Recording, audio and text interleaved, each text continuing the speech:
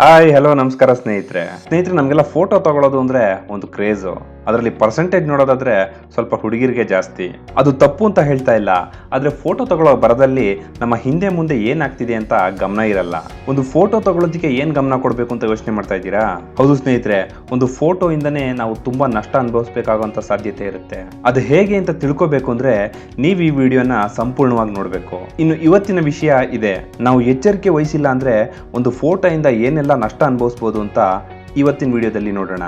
ಆದ್ರೆ ಅದಕ್ಕಿಂತ ಮುಂಚೆ ನೀವೇನಾದ್ರೂ ನಮ್ಮ ಚಾನಲ್ನ ಮೊದಲನೇ ಸತಿ ನೋಡ್ತಾ ಇದ್ರೆ ನಾನು ನಿಮಗೆ ಟೆಕ್ನಾಲಜಿ ರಿಲೇಟೆಡ್ ವಿಡಿಯೋಸ್ಗಳಾಗಿರ್ಬೋದು, ಪ್ರಾಡಕ್ಟ್ ಅನ್ಬಾಕ್ಸಿಂಗ್, ರಿವ್ಯೂಸ್, ಹೀಗೆ ಇನ್ನು ಹಲವಾರು ಇಂಟ್ರೆಸ್ಟಿಂಗ್ ವಿಚಾರಗಳನ್ನ ನಿಮ್ಮ ಮುಂದೆ ತರೋಕೆ ಪ್ರಯತ್ನ ಪಡ್ತೀನಿ.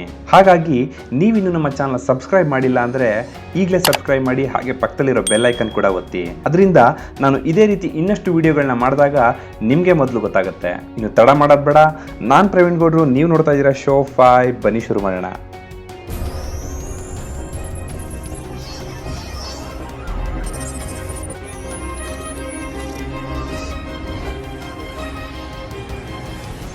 ಸ್ನೇಹಿತರೆ, ನಾವು ಸಾಮಾನ್ಯವಾಗಿ ಹೊರಗಡೆ ಹೋದಾಗ ಡಿಫ್ರೆಂಟ್ ಸ್ಟೈಲ್ಗಳಲ್ಲಿ ಫೋಟೋ ತಗೋತೀವಿ. ಆಮೇಲೆ ಅದನ್ನು ಸೋಷಿಯಲ್ ಮೀಡಿಯಾಗಳಲ್ಲಿ ಅಪ್ಲೋಡ್ ಮಾಡ್ತೀವಿ. ಯಾಕೆ? ಲೈಕ್ಸು, ಕಮೆಂಟ್ಸ್ಗಳಿಗೆ. ಆದರೆ ಯೋಚನೆ ಮಾಡಿ, ಮಾರನೇ ದಿನ ಯಾರಾದರೂ ನಮ್ಮ ಬ್ಯಾಂಕ್ ಅಕೌಂಟ್ನ ಹ್ಯಾಕ್ ಮಾಡಿ ನಮ್ಮ ಹಣನೆಲ್ಲ ಲೂಟಿ ಮಾಡಿದರೆ ಅದಕ್ಕೆ ಹೆಲ್ಪ್ ಮಾಡಿರೋದು ಅದೇ ಫೋಟೋ. ಹೌದು ಸ್ನೇಹಿತರೆ, ನಮ್ಮ ಫೋಟೋನೇ ಅದಕ್ಕೆಲ್ಲ ಕಾರಣ ಆಗಿರುತ್ತೆ. ಅದು ಹೇಗೆ ಅಂತ ನೋಡೋದಾದ್ರೆ ಆ ಫೋಟೋಗಳಲ್ಲಿರೋ ಫೋಸ್ಗಳಿಂದ. ಸೊ ಇದಕ್ಕೆ ನೀವು ವಿಕ್ಟ್ರಿ ಸಿಂಬಲ್ ಅನ್ಬೋದು ಅಥವಾ ಪೀಸ್ ಸಿಂಬಲ್ ಅಂತ ಕೂಡ ಅನ್ಬೋದು. ಸೊ ಯಾರು ಕೂಡ ಅನ್ಕೊಂಡಿರಲ್ಲ ಇದರಿಂದ ಇಷ್ಟೊಂದು ತೊಂದರೆ ಆಗುತ್ತೆ ಅಂತ. ಆದರೆ ಟೆಕ್ನಾಲಜಿ ಬೆಳೀತಾ ಇದ್ದಂತೆ ಎಲ್ಲದರಿಂದ ತೊಂದರೆನೇ. ಇನ್ನು ಈಗಂತೂ ಸಾಕಷ್ಟು ಡಿವೈಸಸ್ಗಳನ್ನ ನಮ್ಮ ಫಿಂಗರ್ ಪ್ರಿಂಟ್ನಿಂದಲೇ ಲಾಕ್ ಓಪನ್ ಮಾಡ್ಬೋದು. ನಮ್ಮ ಮೊಬೈಲ್ ಆಗಿರ್ಬೋದು, ಲ್ಯಾಪ್ಟಾಪ್ ಆಗಿರ್ಬೋದು, ಅಥವಾ ಮನೆ ಡೋರ್ಗಳು ಸಹ ಒಂದು ಫಿಂಗರ್ ಪ್ರಿಂಟ್ನಿಂದನೇ ಲಾಕ್ ಓಪನ್ ಮಾಡ್ಬೋದು. ಇನ್ನು ಯಾರಾದರೂ ನಮ್ಮ ಫಿಂಗರ್ ಪ್ರಿಂಟ್ನ ಕದ್ರೆ ಆರಾಮಾಗಿ ಎಲ್ಲ ವಸ್ತುಗಳನ್ನು ಆಕ್ಸೆಸ್ ಮಾಡ್ಬೋದು. ಸೊ ಅದನ್ನ ಹೇಗೆ ಕಳ್ತನ ಮಾಡ್ಬೋದು ಅಂತ ನೋಡೋದಾದ್ರೆ, ಸೊ ಕೆಲವು ರಿಸರ್ಚರ್ಸ್ಗಳು ಕೇವಲ ಫೋಟೋ ಇಂದನೇ ಫಿಂಗರ್ ಪ್ರಿಂಟ್ ತೆಗೆಯುವಂತ ಟೆಕ್ನಾಲಜಿ ಕಂಡುಹಿಡಿದಿದ್ದಾರೆ. ಅದು ಅವರು 9 ಅಡಿ ದೂರದಲ್ಲಿ ನಿಂತಿದ್ರು ಕೂಡ ಅದನ್ನ ಕ್ಯಾಪ್ಚರ್ ಮಾಡ್ಬೋದು. ಫೋಟೋ ಕ್ಲಿಯರ್ ಆಗಿರ್ಬೇಕು ಅಷ್ಟೇ. ಈಗಂತೂ ಒಂದು ಬೇಸಿಕ್ ಫೋನ್ ನಲ್ಲೂ ಕೂಡ ಒಳ್ಳೆ ಹೈಯೆಸ್ಟ್ ಮೆಗಾಪಿಕ್ಸೆಲ್ ಕ್ಯಾಮೆರಾ ಇಂದ ಒಳ್ಳೆ ಕ್ಲಾರಿಟಿ ಫೋಟೋ ಬರುತ್ತೆ. ಅದೇ ಈಗ ರಿಸ್ಕ್ ಆಗಿದೆ. ಸೊ ನಮ್ಮ ಫೋನ್ ನಲ್ಲಿ ಫಿಂಗರ್ ಪ್ರಿಂಟ್ ಸೆನ್ಸರ್ ಇದ್ದು ನಮ್ಮ ಫಿಂಗರ್ ಪ್ರಿಂಟ್ ನ ರೀಡ್ ಮಾಡಿಕೊಂಡು ಸರ್ಕ್ಯೂಟ್ ನಲ್ಲಿ ಸ್ಟೋರ್ ಮಾಡ್ಕೊಂಡಿರುತ್ತೆ. ಸೊ ಹಾಗಾಗಿ ನಾವು ಅದನ್ನ ಒಂದ್ಸಲ ಸೆಟ್ ಮಾಡಿದ್ಮೇಲೆ ಯಾವಾಗಲೇ ಬೆರಳಿಟ್ರು ಕೂಡ ಇಮಿಡಿಯೇಟ್ ಆಗಿ ಲಾಕ್ ಓಪನ್ ಆಗುತ್ತೆ. ಇದು ನಿಮ್ಗೆಲ್ಲ ಗೊತ್ತಿರೋ ವಿಷಯನೇ. ಪ್ರಪಂಚದಲ್ಲಿ ಎಷ್ಟೇ ಕೋಟಿ ಜನ ಇದ್ರೂ ಒಬ್ಬರು ಫಿಂಗರ್ ಪ್ರಿಂಟ್ ಮತ್ತೊಬ್ಬರ ಫಿಂಗರ್ ಪ್ರಿಂಟ್ಗಿಂತ ಡಿಫರೆಂಟ್ ಇರುತ್ತೆ. ಸೊ ಈಗ ಕೆಲವು ಸೈಂಟಿಸ್ಟ್ಗಳು 3D ಪ್ರಿಂಟರ್ಗಳನ್ನ ಕಂಡುಹಿಡಿದಿದ್ದಾರೆ. ಸೊ ನಮ್ಮ ಬೆರಳುಗಳಲ್ಲಿ ಒಂದು ಕಂಡಕ್ಟಿವ್ ಅಂಶ ಇದ್ದು ಅದರಿಂದ ಗ್ರೈನ್ಸ್ ಇರುತ್ತೆ. ಸೊ ಇದೇ ಟೆಕ್ನಾಲಜಿ ಬಳಸ್ಕೊಂಡು ಒಂದು 3D ಪ್ರಿಂಟರ್ನಲ್ಲಿ ಕಂಡಕ್ಟಿವ್ ಇಂಕ್ ಬಳಸಿ ನಮ್ಮ ಫಿಂಗರ್ ಪ್ರಿಂಟ್ನ ತೆಗಿಬೋದು. ಸೊ ನಮ್ಮ ಫಿಂಗರ್ ಪ್ರಿಂಟ್ ಐಡೆಂಟಿಫಿಕೇಶನ್ಗೆ ಎಷ್ಟು ಮುಖ್ಯನೋ ಅದೇ ರೀತಿ ಅದರಿಂದ ರಿಸ್ಕ್ ಕೂಡ ಜಾಸ್ತಿ ಇದೆ. ಯಾಕೆಂದರೆ ಪಾಸ್ವರ್ಡ್ ಆದರೆ ನಮಗೆ ಯಾವುದು ಬೇಕೋ ಅದು ಕೊಟ್ಟಿರ್ತೀವಿ, ಹಾಗೆ ನಮ್ಗೆ ಇಷ್ಟ ಬಂದಾಗ ಚೇಂಜ್ ಕೂಡ ಮಾಡ್ಬೋದು. ಆದರೆ ನಮ್ಮ ಫಿಂಗರ್ ಪ್ರಿಂಟ್ನ ಚೇಂಜ್ ಮಾಡೋಕ್ಕಾಗೋದಿಲ್ಲ, ಅದು ನಾವು ಇರೋವರೆಗೂ ಹಾಗೆ ಇರುತ್ತೆ. ಇನ್ನು ಯಾರಾದರೂ ನಮ್ಮ ಫಿಂಗರ್ ಪ್ರಿಂಟ್ನೇ ಕದಿಯೋದು ಅಂದರೆ ಹೇಗಿರುತ್ತೆ ಹೇಳಿ? ಇನ್ನು ಈಗಂತೂ ಎಲ್ಲ ಬ್ಯಾಂಕ್ ಆ್ಯಪ್ಗಳು ಕೂಡ ಫಿಂಗರ್ ಪ್ರಿಂಟ್ ಲಾಕ್ ಇರುತ್ತೆ. ಸೊ ಅದರಿಂದ ಇದನ್ನೇನಾದರೂ ಹ್ಯಾಕ್ ಮಾಡಿಬಿಟ್ರೆ ನಮ್ಮ ಹಣ ಗೋವಿಂದ.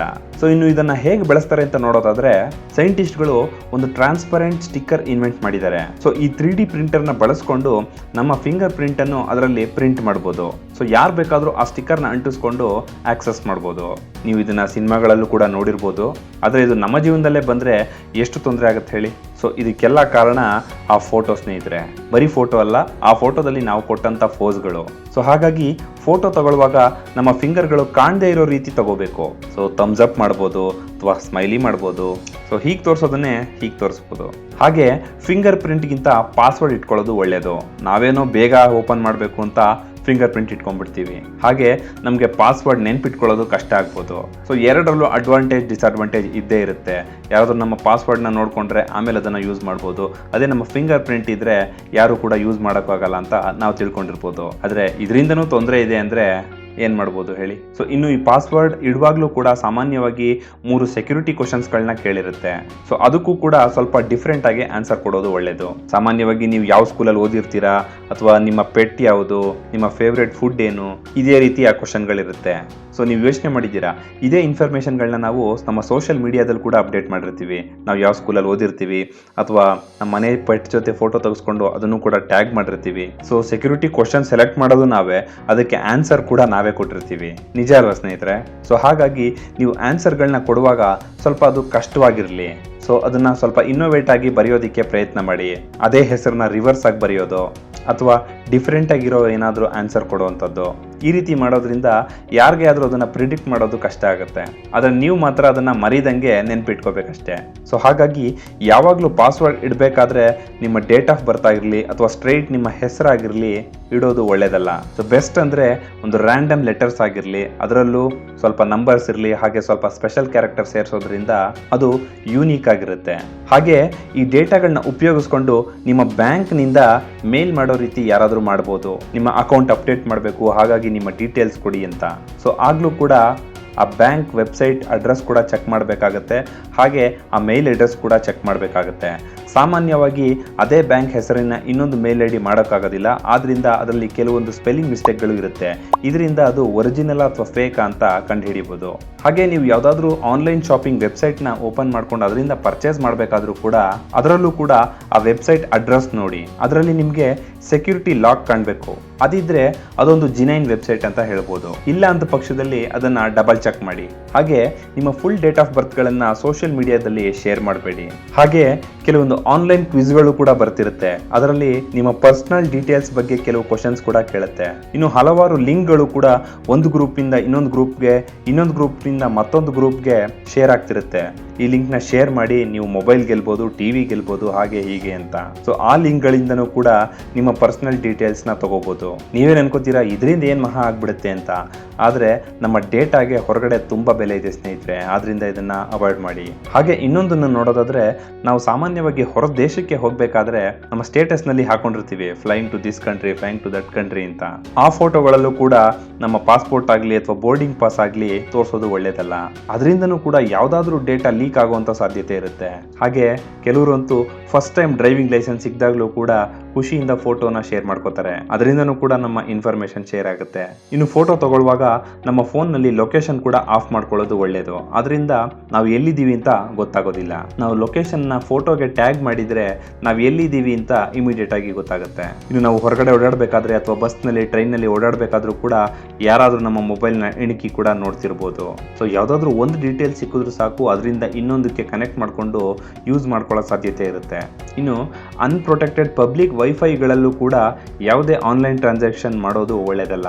ಆ ನೆಟ್ವರ್ಕ್ ಪ್ರೊಟೆಕ್ಟೆಡ್ ಇಲ್ಲ ಅಂದರೆ ಅದರಿಂದನೂ ಕೂಡ ನಮ್ಮ ಡೇಟಾ ಟ್ರಾನ್ಸ್ಫರ್ ಆಗೋ ಸಾಧ್ಯತೆ ಇರುತ್ತೆ.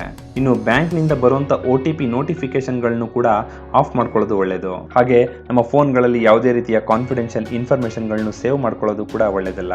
ಸೊ ಇನ್ ಕೇಸ್ ನಿಮ್ಮ ಫೋನ್ನಲ್ಲಿ ಯಾವುದಾದ್ರೂ ಡೇಟಾ ಹ್ಯಾಕ್ ಮಾಡುವಂಥ ಆ್ಯಪ್ಗಳೇನಾದರೂ ಡೌನ್ಲೋಡ್ ಆಗಿದ್ರೆ ಅದರಿಂದ ನಮ್ಮೆಲ್ಲ ಡೇಟಾಗಳು ಶೇರ್ ಆಗೋ ಸಾಧ್ಯತೆ ಇರುತ್ತೆ. ಹಾಗಾಗಿ ಗೊತ್ತಿಲ್ಲದೆ ಇರೋ ಆ್ಯಪ್ಗಳನ್ನು ಅಥವಾ ನಾವು ಯೂಸ್ ಮಾಡದೇ ಇರೋ ಆ್ಯಪ್ಗಳನ್ನ ಆಗಾಗ ನೋಡಿ ಡಿಲೀಟ್ ಮಾಡ್ಕೊಳ್ಳೋದು ಒಳ್ಳೆಯದು. ಇನ್ನು ನಿಮ್ಮ ಮೊಬೈಲ್ ಫೋನ್ ಹ್ಯಾಕ್ ಆಗಿದ್ರೆ ಹೇಗೆ ತಿಳ್ಕೊಳ್ಳೋದು ಅಥವಾ ಅದರಿಂದ ಹೇಗೆ ತಪ್ಪಿಸ್ಕೊಳ್ಳೋದು ಅನ್ನೋದ್ರ ಬಗ್ಗೆ ನಾನು ಹಿಂದಿನ ವಿಡಿಯೋದಲ್ಲಿ ತಿಳಿಸಿದ್ದೆ. ಅದನ್ನೇನಾದರೂ ನೀವು ನೋಡಬೇಕು ಅಂದರೆ ಮೇಲ್ ಕಾಣ್ತಿರೋ ಐ ಬಟನ್ನ ಕ್ಲಿಕ್ ಮಾಡಿ ನೋಡ್ಬೋದು. ಇನ್ನು ಇನ್ನೊಂದು ರೀತಿಯ ಸ್ಕ್ಯಾಮ್ ಕೂಡ ಇದೆ, ಅದು ವಾಯ್ಸ್ ಸ್ಕ್ಯಾಮ್. ಸೊ ಇನ್ನು ಇದರಲ್ಲಿ ಏನಪ್ಪ ಅಂತ ನೋಡೋದಾದರೆ, ಯಾರಾದರೂ ಕಾಲ್ ಮಾಡಿ ನಿಮ್ಮ ಬ್ಯಾಂಕ್ ರೆಪ್ರೆಸೆಂಟೇಟಿವ್ ಅಂತ ಹೇಳ್ಕೊಂಡು ನಿಮ್ಮ ಪರ್ಸನಲ್ ಡೀಟೇಲ್ಸ್ನ ಕೇಳ್ಬೋದು. ಸಾಮಾನ್ಯವಾಗಿ ಯಾವುದೇ ಬ್ಯಾಂಕ್ಗಳಾಗಿರಲಿ ಅಥವಾ ಯಾವುದೇ ಜಿನೈನ್ ಕಸ್ಟಮರ್ ಕೇರ್ ಸರ್ವಿಸಸ್ಗಳಾಗಿರಲಿ ನಿಮ್ಮ ಪರ್ಸನಲ್ ಡೀಟೇಲ್ಸ್ನ ಕೇಳೋದಿಲ್ಲ. ಇನ್ನು ನೀವಾಗೇ ಫೋನ್ ಮಾಡಿದ್ರೆ ಆಗ ಕನ್ಫರ್ಮೇಷನ್ಗೆ ಕೆಲವೊಂದು ಡೀಟೇಲ್ಸ್ನ ತಗೋತಾರೆ. ಆಗಲೂ ಅಷ್ಟೇ, ನೀವೇ ಗೂಗಲ್ನಲ್ಲಿ ಯಾವುದೋ ಸಿಕ್ಕಿದ ಕಸ್ಟಮರ್ ಕೇರ್ ನಂಬರ್ ಅಂತ ಕಾಲ್ ಮಾಡೋಕ್ಕೆ ಹೋಗಬೇಡಿ. ಅದರ ಜಿನೈನ್ ವೆಬ್ಸೈಟ್ಗೆ ಹೋಗಿ ಅದರಿಂದನೇ ನಂಬರ್ ತಗೊಂಡು ಆಮೇಲೆ ಕಾಲ್ ಮಾಡಿ. ಸೊ ಇನ್ನು ಇದೇ ಫೋನ್ ಕಾಲ್ಗಳಲ್ಲೂ ಕೂಡ ಇನ್ನೊಂದು ರೀತಿಯ ಡೇಟಾ ತಗೊಳ್ಳೋದು ಅಂದರೆ ನಿಮ್ಮ ವಾಯ್ಸ್ನ ರೆಕಾರ್ಡ್ ಮಾಡ್ಕೋತಾರೆ. ಸೊ ಇದೇ ವಾಯ್ಸ್ ರೆಕಾರ್ಡ್ನಿಂದ ಒಂದು ರೋಬೋಟ್ ಸಹಾಯದಿಂದ ನಿಮ್ಮ ಫ್ಯಾಮಿಲಿ ಮೆಂಬರ್ಸ್ಗೋ ಅಥವಾ ಫ್ರೆಂಡ್ಸ್ಗೋ ಕಾಲ್ ಮಾಡಿ ನಿಮ್ಮ ಡೀಟೇಲ್ಸನ್ನು ಕೇಳ್ಬೋದು, ಅಥವಾ ಅರ್ಜೆಂಟ್ ಹಣ ಬೇಕು ಹಾಗೆ ಹೀಗೆ ಅಂತ ಕೂಡ ಕೇಳೋ ಸಾಧ್ಯತೆ ಇರುತ್ತೆ. ಸೊ ಸ್ನೇಹಿತರು ನೋಡಿದ್ರಲ್ಲ, ಒಂದು ಫೋಟೋಯಿಂದ ಅಥವಾ ನಿಮ್ಮ ಕೆಲವು ಪರ್ಸನಲ್ ಡೀಟೇಲ್ಸ್ಗಳಿಂದ ಎಷ್ಟೆಲ್ಲ ತೊಂದರೆ ಆಗ್ಬೋದು ಅಂತ. ಹಾಗಾಗಿ ತುಂಬ ಹುಷಾರಾಗಿರಿ. ಅದರಲ್ಲೂ ಫೋಟೋ ತಗೊಳ್ಳುವಾಗ ಸ್ವಲ್ಪ ಗಮನ ಇರಲಿ. ಸೊ ಇನ್ನು ಈ ಮಾಹಿತಿ ನಿಮಗೆ ಉಪಯೋಗ ಆಗುತ್ತೆ ಅಂತ ಅನ್ಕೋತೀನಿ. ಇಷ್ಟ ಆಗಿದ್ರೆ ದಯವಿಟ್ಟು ಲೈಕ್ ಮಾಡಿ, ಹಾಗೆ ಶೇರ್ ಮಾಡಿ, ಮತ್ತೆ ಸಬ್ಸ್ಕ್ರೈಬ್ ಮಾಡೋದನ್ನ ಮರಿಬೇಡಿ. ಮತ್ತೆ ಮುಂದಿನ ವಿಡಿಯೋದಲ್ಲಿ ಇನ್ನಷ್ಟು ಇಂಟ್ರೆಸ್ಟಿಂಗ್ ವಿಚಾರದೊಂದಿಗೆ ಬರ್ತೀನಿ. ಅಲ್ಲಿವರೆಗೂ ನಮಸ್ಕಾರ, ಟಾಟಾ. ಅಯ್ಯೋ ನಾನು ನೋಡಿ ನಾನೇ ಹೇಳ್ಬಿಟ್ಟು ನಾನೇ ಅದನ್ನ ತೋರಿಸ್ತಾ ಇದ್ದೀನಿ. ಅದಕ್ಕೆ ನಮ್ಮ ಭಾರತ ಸಂಸ್ಕೃತಿ ಪ್ರಕಾರ ನಮಸ್ಕಾರ ಮಾಡೋದೇ ಒಳ್ಳೇದು. ಆಗ ನಮ್ಮ ಕೈ ಬೆರಳುಗಳು ಕಾಣೋದಿಲ್ಲ. ಸರಿ ಸ್ನೇಹಿತರೆ, ಮತ್ತೆ ಸಿಗೋಣ.